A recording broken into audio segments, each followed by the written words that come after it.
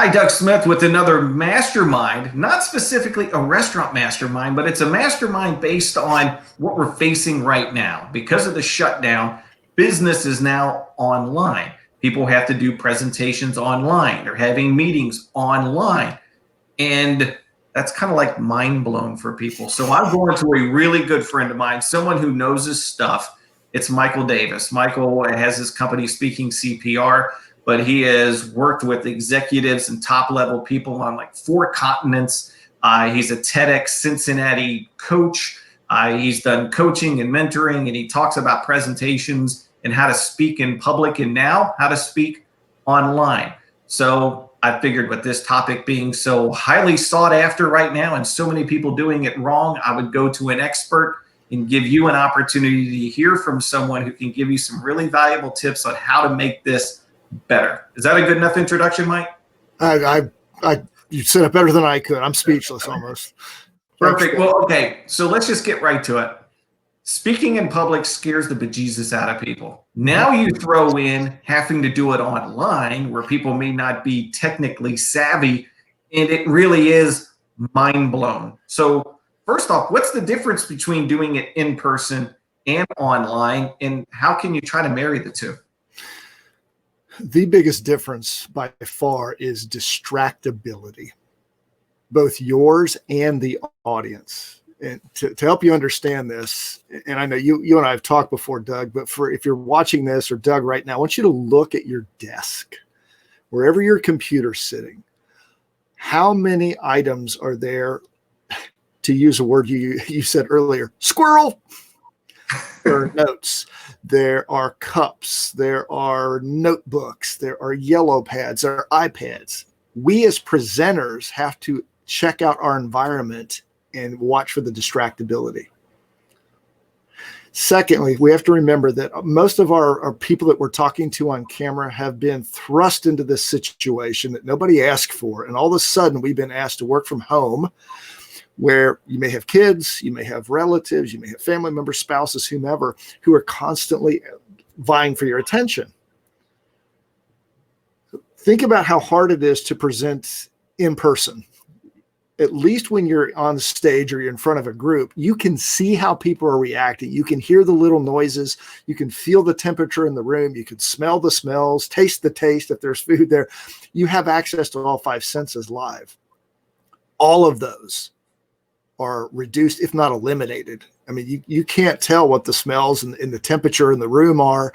You might hear some of the sounds, but you're not hearing all that are distracting the people on the other end. So distractibility by far, you have to control your environment as much as possible. And secondly, you have to be concise and clear with your message, or else you're going to lose your audience. Very cool. Now, one other thing here, I'm going to share my screen here, is you've put together a report. Help, I have to present online. Now what? And it scrolls through and it's 16 pages and it's really good information. There's a couple topics on it that I want to have you touch on. Sure. And I have the link up above. So if anybody wants to look at the PDF and there's an opportunity to work with you on that, by all means, I highly encourage you to connect with Michael. The guy knows his stuff.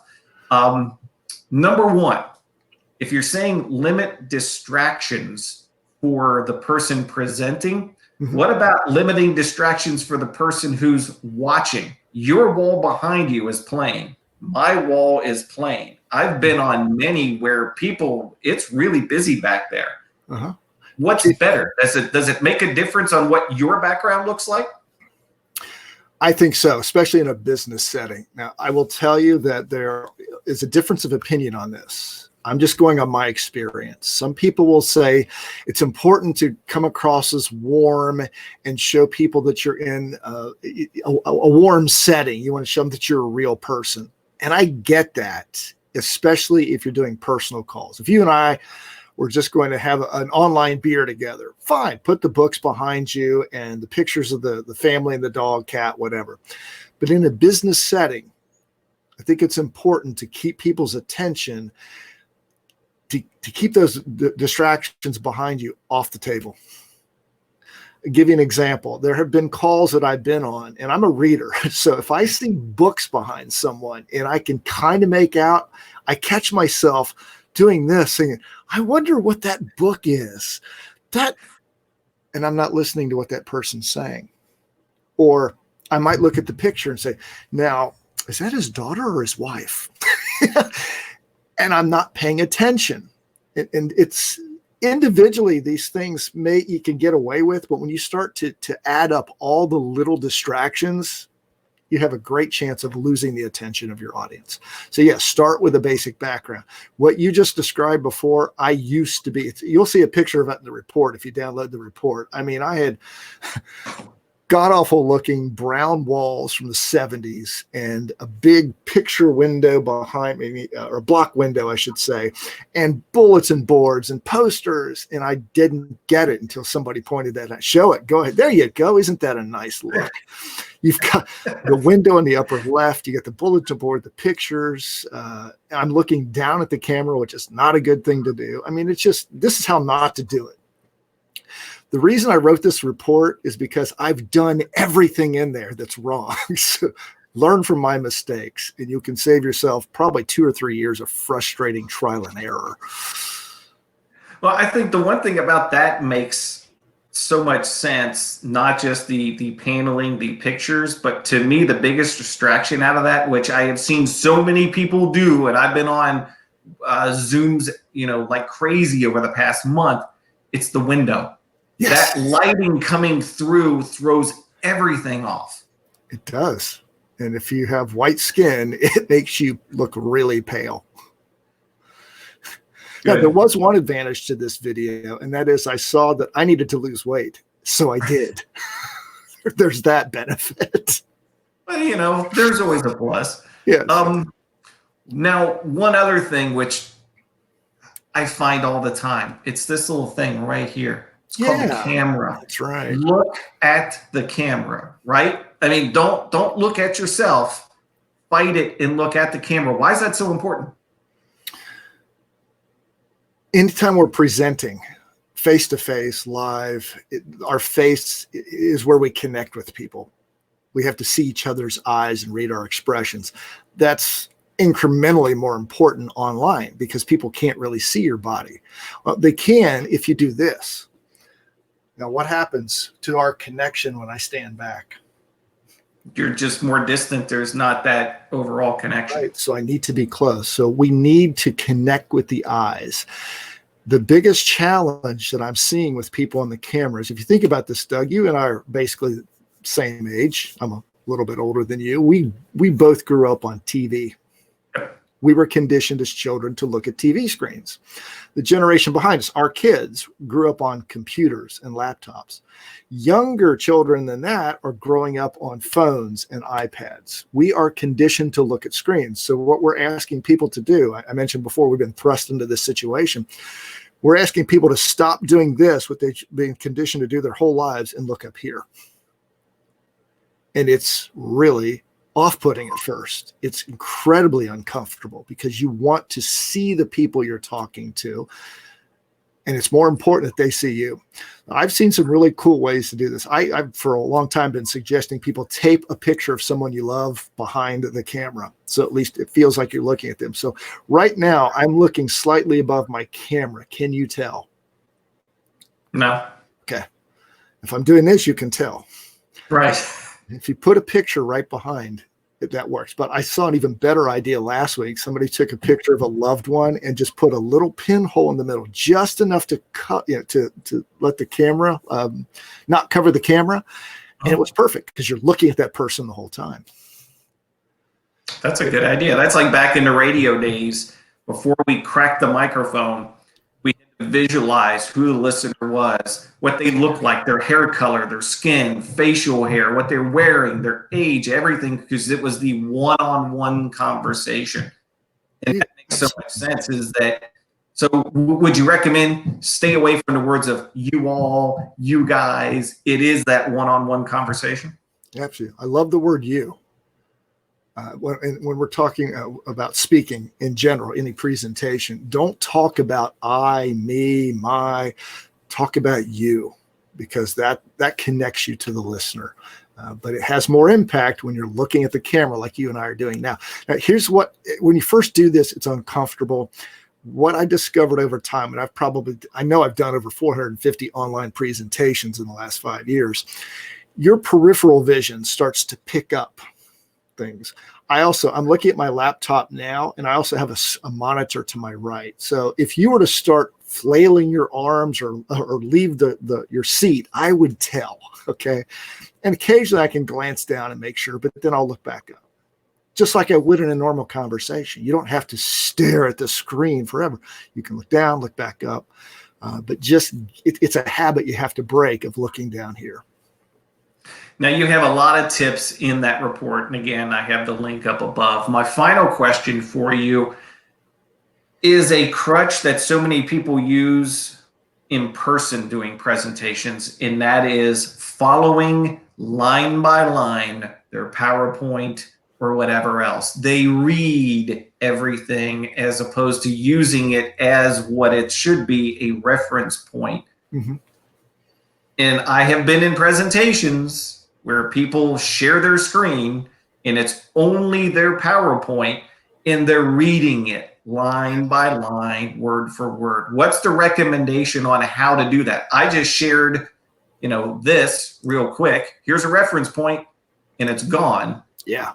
What do you recommend when it comes to slide sharing content? Do you take up the whole screen? Do you just use that? What do you do? This is an idea that I just got last week, so the timeliness of your question is great, Doug. I wasn't thinking about the fact that a lot of people are now watching these webcams or online presentations on their phones. So make sure that whatever slide you create has at most 2, 3, 4 words. Because people watching on a phone, if you put too much, they can't read it. Here's the thing I always remind my speaking clients, whether you're online or in person, is there's a reason you've been asked to speak. You're an expert. I don't know what your topic is. You don't need lines of text. All you need is 2 or 3 trigger words. So for example, if we had put slides together for this, all we had to do is show one word: camera, distractibility, you versus me. That's all. And then the topic. So just put 1 or 2 words up that will trigger you. The audience can see it, whether they're watching on their computer, their laptop, or their mobile phone. And you just go off and talk about what you know. It's a problem I see a lot of time with people with their stories. People try to memorize their story. It's like, what are you doing? You know the story. You lived it. Yep. Well, that was the one thing that I wanted to plug as well, is how you are so good at teaching people to craft their story. And that's what your presentation is. It's much deeper than that. Mm-hmm. But people love stories. Yeah. And it's not just a presentation of standing there stiff and going, here's my stuff. You have to weave in that story and, the whole why and all that. People resonate with that. And that's what you're so good at. And that's why I would encourage anybody, you're watching this right now, to click the link and connect with Michael.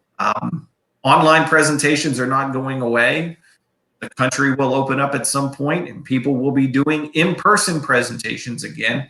And that's obviously your forte. So I would encourage anybody who is curious, they want to get better. It makes a huge difference to contact you. And if you want, go ahead and give the contact information. Obviously, they can connect with you. How else can someone get a hold of you?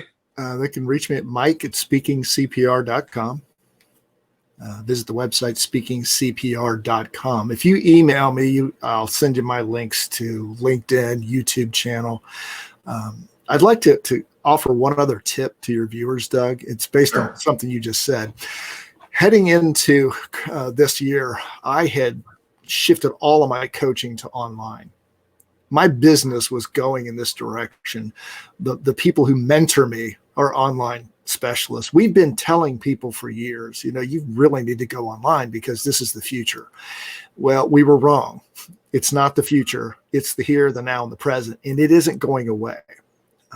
Again, this is one person's opinion watching the marketplace. I think what's going to happen, as you mentioned, coming out of coronavirus, yes, we'll still do live presentations, but so many companies and organizations now who were so resistant are saying, hey, this isn't so bad. We're going to start to save money. And it's the people who master this online presentation skill who are going to come out as the leaders. They're going to have greater career success. They're going to have more of an impact. So for your own career's sake, get good at this, because if you don't, it may take 5 or 10 years, but you become irrelevant. I really believe that. Good stuff. Michael Davis, Speaking CPR. Connect with you. Michael, I appreciate it. And we'll have to do lunch again soon, because I'm fortunate. I buy lunch, I learn something. I've got a great setup. It's been working well for me for about 10 years, so I really appreciate it. It works both ways, my friend. Good to talk with you. Thank you so much. Take care. All right.